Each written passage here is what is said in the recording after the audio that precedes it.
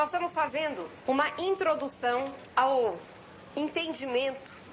Tenho até medo de falar estudo, para que vocês não encarem isso aqui como uma aulinha, mas ao nosso entendimento do que é o fruto do Espírito. É muito mal entendido o que é o fruto do Espírito. E o fruto do Espírito, como está descrito, amor, alegria, paz, longanimidade, benignidade, bondade, fidelidade, mansidão, domínio próprio. Isso é que forma o fruto do Espírito. O fruto do Espírito descreve o caráter de Jesus. Quando o Senhor nos dá, pelo mesmo Espírito, esse fruto a nós, o fruto é do Espírito, é para nos capacitar, é para colocar em nós o quê? O caráter de Jesus. A gente fala tanto de caráter, precisamos ter o caráter de Cristo. E agora vamos entender como esse caráter se desenvolve em nós. A vida cristã é um processo no qual o caráter de Cristo vai sendo formado, gravado em nós. É isso que é a vida cristã.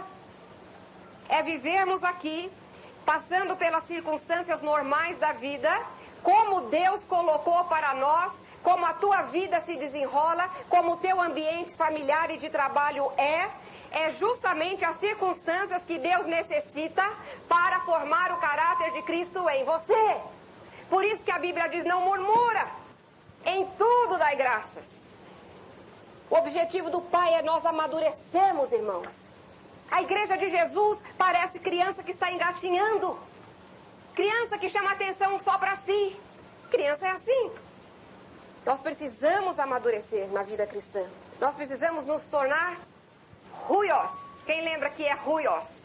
É o filho que já maduro apresenta a característica do pai, da família.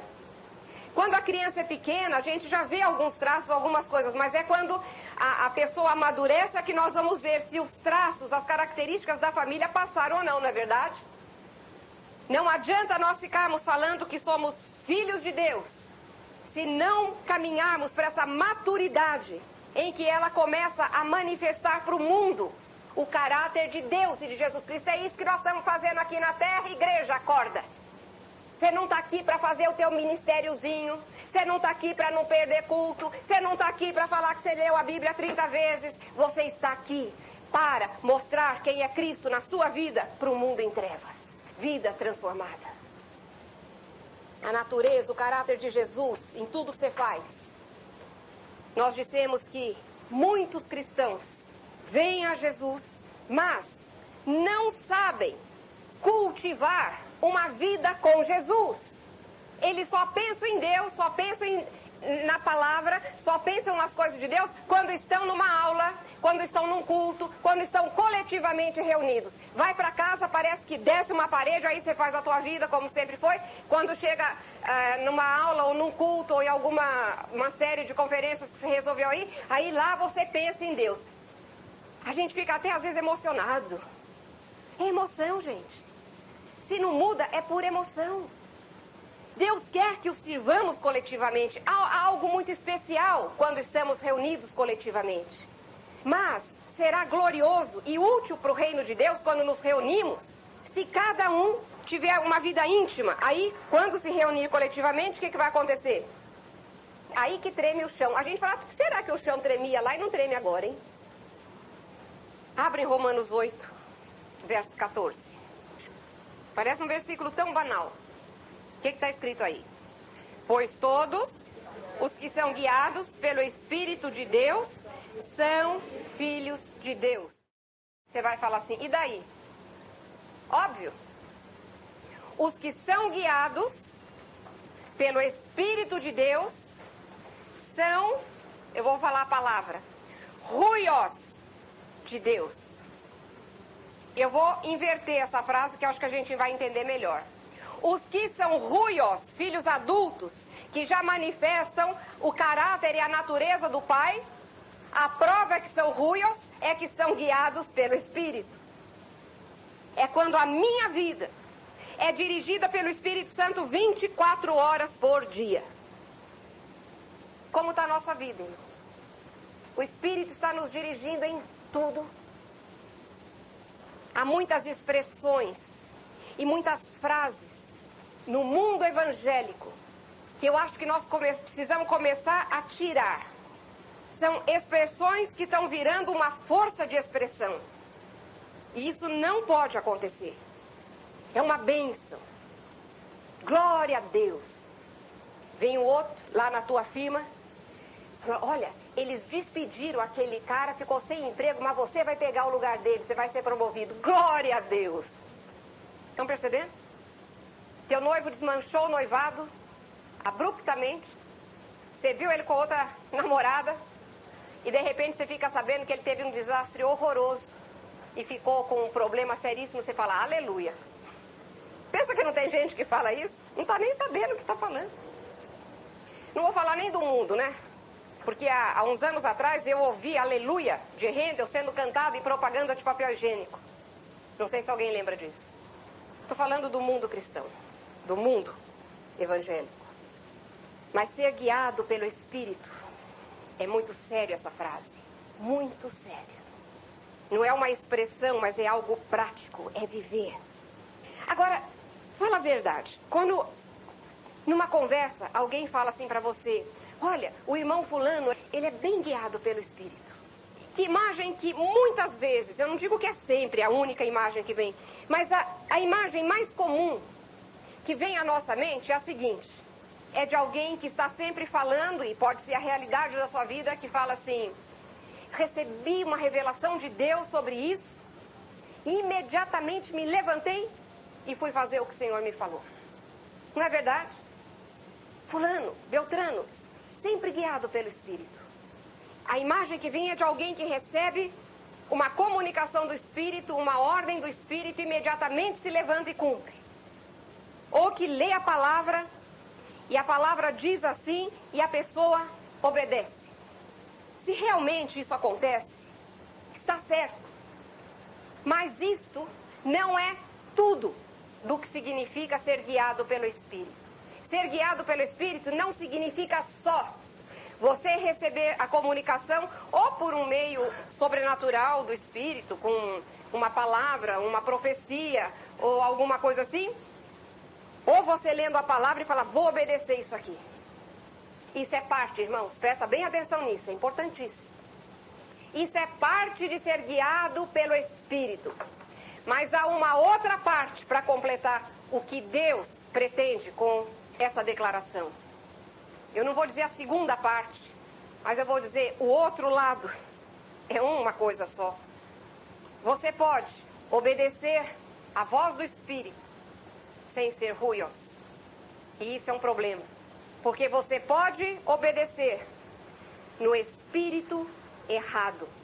Ser guiado pelo Espírito é obedecer a Deus, mas no Espírito certo. E essa outra parte envolve caráter, envolve natureza de Deus em nós. Você obedecer a voz do Espírito, a ordem de Deus, obedecer a palavra, sem o caráter e a natureza de Deus, às vezes é muito complicado e é um problema. É um problema. E isso explica, irmãos, as pessoas que encontramos e você fala, puxa, que servo, que serva, que obediência. Mas de repente você começa a conviver e você vai, mas é rude, é estranho. Parece que para fazer a vontade de Deus passa por cima de todo mundo. E diz, estou fazendo a vontade de Deus. O que é isso?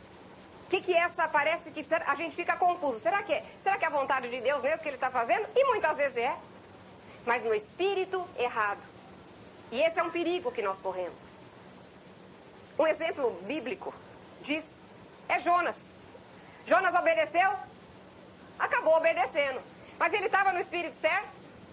Então vocês veem como Deus faz com que seus planos sejam cumpridos. Nínive precisava ouvir aquela mensagem.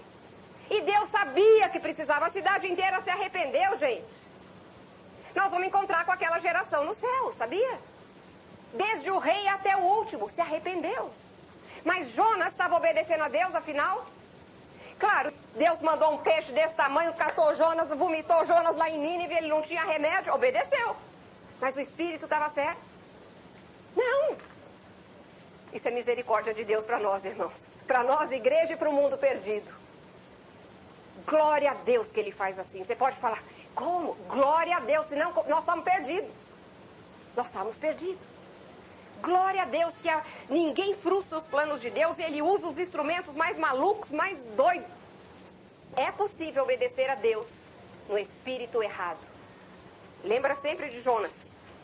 Ser guiado pelo espírito envolve dois lados. Vamos repetir? Ouvir a instrução e cumpri-la no espírito certo. Grava isso. Vamos abrir em João 17. Jesus é o nosso modelo. Quando ele estava aqui, bem no final do seu ministério, Jesus vai fazer uma oração. E nesta oração ele coloca o resumo do seu ministério aqui na terra. E ele começa assim, verso 1. Nós não vamos ler tudo, vou ler só alguns versículos. Tendo Jesus falado estas coisas, ele deu toda a instrução espiritual para os seus discípulos até aqui. Então, quando ele acabou essas instruções espirituais, que vem desde o capítulo 13 de João, quando chega aqui no 17, ele diz, tendo falado estas coisas, levantou os olhos ao céu e disse, ele falava com o Pai, ele pensava no Pai, Pai, é chegada a hora, glorifica a teu Filho, para que o Filho te glorifique a ti. Verso 4. Eu te glorifiquei na terra, consumando a obra que me confiaste para fazer. Verso 6. Manifestei o teu nome aos homens, que me deste do mundo. Eram teus, tu nos confiaste, e eles têm guardado a tua palavra. Agora, verso 7, eles reconhecem que todas as coisas que me tens dado provêm de ti. Porque eu lhes tenho transmitido as palavras que me destes, e eles a receberam, e verdadeiramente conheceram que saí de ti, e creram que tu me enviaste. Jesus está fazendo uma oração de uma intimidade. Ele levanta os olhos, ele sabe, porque, como homem, ele cultivou, ele se relacionava com o Pai, ele sabia. E ele falando, com o coração aberto, tranquilo. E nós, diante do que Deus nos dá, o nosso papel aqui na terra, nós temos que, no final da nossa carreira, ter essa espontaneidade e essa confiança de falar, Senhor, o que o Senhor me mandou fazer, eu fiz. Eu glorifiquei o teu nome.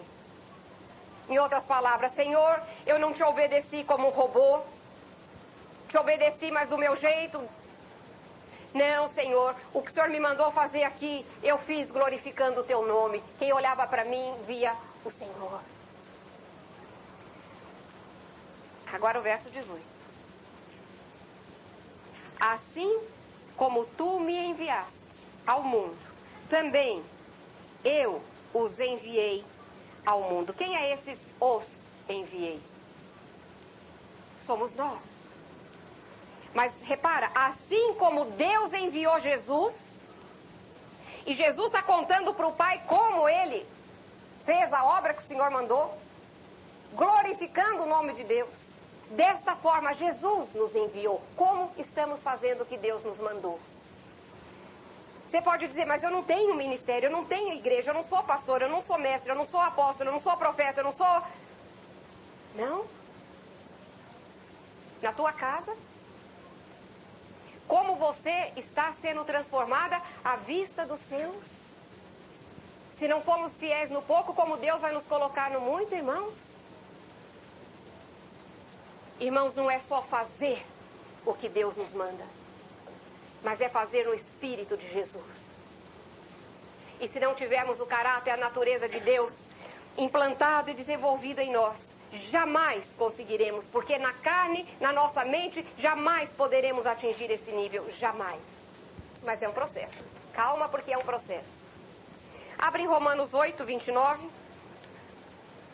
Porquanto, aos que de antemão conheceu, também os predestinou para serem conformes à imagem de seu Filho, a fim de que ele seja o primogênito entre muitos irmãos. Mas Deus nos predestinou para sermos conformes à imagem de Jesus. Isso é o resumo da vida cristã. Para de preocupar o que eu vou fazer, qual que é o meu ministério, e comece a deixar que Deus traga o caráter, a natureza dele em você. Fracassaremos totalmente em qualquer tipo de trabalho cristão, se não deixarmos que Deus forme em nós o caráter do Senhor Jesus Cristo. E isso que nós estamos recebendo de Deus. Neste curso, o fruto do Espírito vai nos trazer caminhos. Deus está nos dando caminhos para isso, para entrarmos nesse processo. Sermos conformes à imagem do seu Filho, tomar a forma, ser semelhante a Ele, idênticos a Jesus. Você pode estar pensando, mas isso é impossível. Não, porque é Deus que faz em nós. Essa é a meta da vida cristã, é você ser igual a Jesus. O resto é o resto. O resto são instrumentos para atingirmos isso. Mas o coração da vida cristã, o objetivo de Deus ao nos salvar é colocar, imprimir em nós o caráter de Jesus. Ele é o primogênito entre muitos irmãos. Entre muitos irmãos. E esse primogênito, filhos de Deus. Com o caráter de Deus, a natureza de Deus. Estão entendendo? Esse é o objetivo da vida cristã. Tudo que acontece a você é com esse objetivo. Irmãos, e desenvolver o caráter de Jesus em nós é desenvolver o fruto do Espírito em nós. Quando tomamos consciência da importância do fruto do Espírito, nós vamos entender plenamente que cultivar esse fruto, que ele cresça de tal forma que tome conta, é desenvolver o caráter de Cristo em nós. Abre em Mateus 7. Tem um tremendo princípio aqui, irmãos. Ó Senhor, abre o entendimento da tua igreja, o meu Senhor, para colocarmos essas sementes eternas, que elas produzam fruto em nós, Pai, que haja mudança de vida, Senhor. Dá, Senhor, que nós nos incomodemos com a vidinha que nós estamos levando, meu Deus. Ponha, Senhor, fogo no nosso coração pela tua palavra, eu te peço em nome de Jesus. Mateus 7, verso 15. Acautelai-vos dos falsos profetas, que se vos apresentam disfarçados em ovelhas, mas por dentro são lobos roubadores. E agora? Vamos ser enganados? Só se você quiser. Olha a continuação. Pelos seus frutos os conhecereis. Colhe-se porventura uvas dos espinheiros ou figo dos abrolhos? Assim toda árvore boa produz bons frutos. A árvore má produz maus frutos. Não pode a árvore boa produzir frutos maus, nem a árvore má produzir frutos bons. Toda árvore que não produz bom fruto é cortada e lançada ao fogo. Assim, pois, pelos seus frutos os conhecereis. Sabe por que não reconhecemos os falsos profetas do nosso meio, irmãos? Porque não temos intimidade com Deus, nem conhecemos o padrão da sua palavra. E vamos nas ondas. Vamos na onda. Todo mundo vai todo mundo. Irmãos, tem que checar se o que estamos vendo, se o que se está falando é bíblico. Temos que checar os frutos. Não embarque em todas as ondas que chegam no Brasil, em todas as ondas que passam pela tua igreja. Não podemos, irmãos. Deus tem trazido servos preciosos. Tem mesmo. Mas há falsos. Temos que olhar para os frutos. Agora, isso foi uma exortação à parte. Mas dentro do nosso assunto, há um princípio aqui para nós. Um princípio tremendo. O cristão em relação ao mundo. O mundo está de binóculo nos cristãos. Como é que é a vida deles? Fora da igreja. Se você é cristão mesmo e trabalha em algum lugar, você sabe do que eu estou falando. Fica de olho, né? Sabe que no fundo, é bom. Está sendo ruim pelo testemunho dos cristãos, que estão que nem ovelha que não tem pastor mesmo, tudo perdido. Tudo atrás da prosperidade. né, a teologia do mergulha e pula, né? Mergulha nas bênçãos e pula o que Deus pede, as condições. Mergulha nas bênçãos e pula as condições para as bênçãos. Deus tem que. Eu pago e Deus me dá. Praga que vai sair da igreja em nome de Jesus. Veneno. O mundo está olhando o fruto. E é assim que o mundo vai ver os filhos de Deus. Eu conheço muitos casos de conversão, porque viu a transformação de vida. Eu conheço casos em que não se falou palavra formal de evangelização, mas a pessoa começou a se interessar por Deus, por causa da transformação que estava vendo em pessoas próximas. Não é de discurso, irmãos, é de vida transformada. O mundo precisa ver os frutos de uma vida transformada. Agora, o capítulo continua, a gente divide muito esse capítulo. E pega essa parte para uma coisa e pega do verso 21 para baixo para outra. Mas o verso 21 até o 23 está mostrando o que Jesus quis dizer com fruto. Ele diz assim, pelos seus frutos os conhecereis. Nem todo o que me diz Senhor, Senhor entrará no reino dos céus, mas aquele que faz a vontade de meu Pai que está nos céus. Esse é o fruto. E a vontade do Pai que está nos céus é que o fruto do Espírito esteja desenvolvido em nós. Amor, alegria, paz, longanimidade, benignidade, bondade, fidelidade, mansidão, domínio próprio. O próprio caráter de Jesus desenvolvido em mim. Essa é a vontade máxima de Deus. A reprodução de Jesus em mim e em você. Se isso não está acontecendo, pelos frutos o conhecereis. Muitos naquele dia hão de dizer-me, Senhor, Senhor, porventura não temos nós profetizado em teu nome? Irmãos, aqui está incluído muito chamado cristão, que está falando em nome de Jesus e coisas estão acontecendo. E Jesus vai dizer, nunca vos conheci. Não brinca, igreja. Deus tem trazido revelações que eu tenho medo de colocar ainda. O Manuel falou, precisa escrever, eu tenho medo, igreja. São tremendas nesta área. Pelos seus frutos os conhecereis. O fruto que mostra que somos de Deus é quando fazemos a vontade de Deus e não a nossa vontade. Em todas as áreas, irmãos. Em todas as áreas.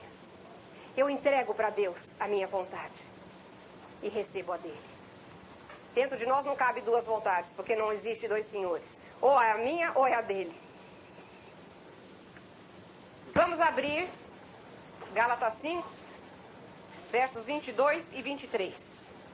Mas o fruto do Espírito é amor, alegria, paz, longanimidade, benignidade, bondade, fidelidade, mansidão, domínio próprio.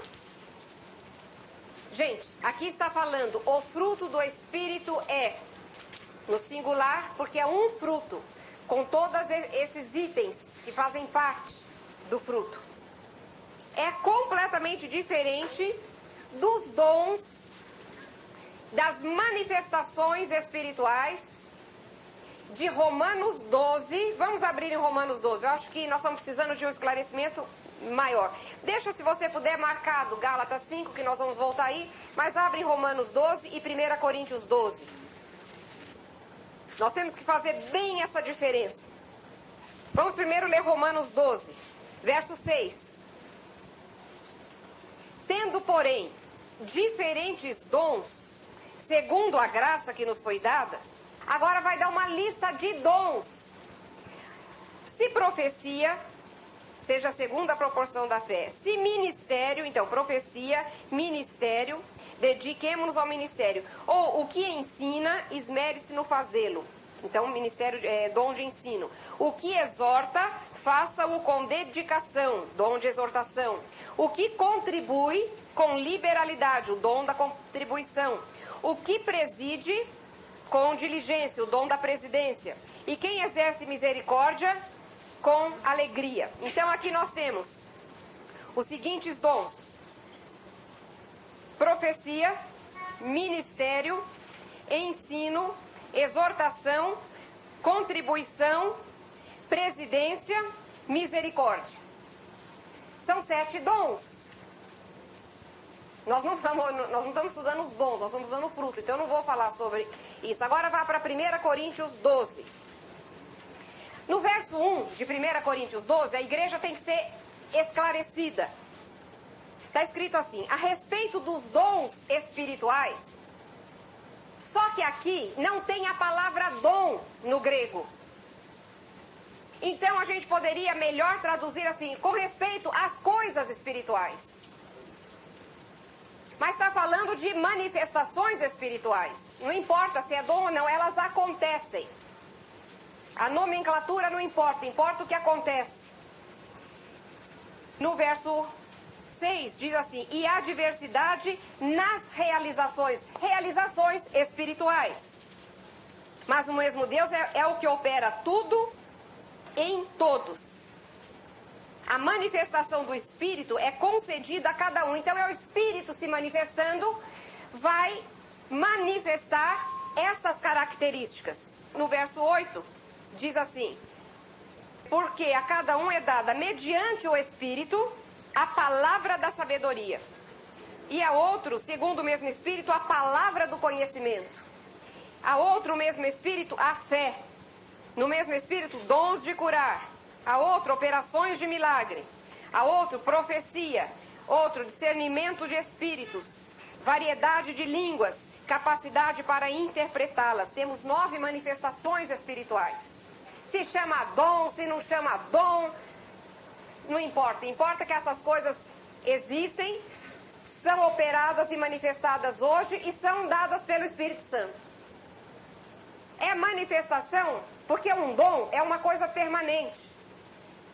Eu tenho dom de ensino, é permanente. Mas, de acordo com a necessidade de Deus, essas manifestações podem ser operadas através de mim, através de você, de acordo com a necessidade. Estão percebendo?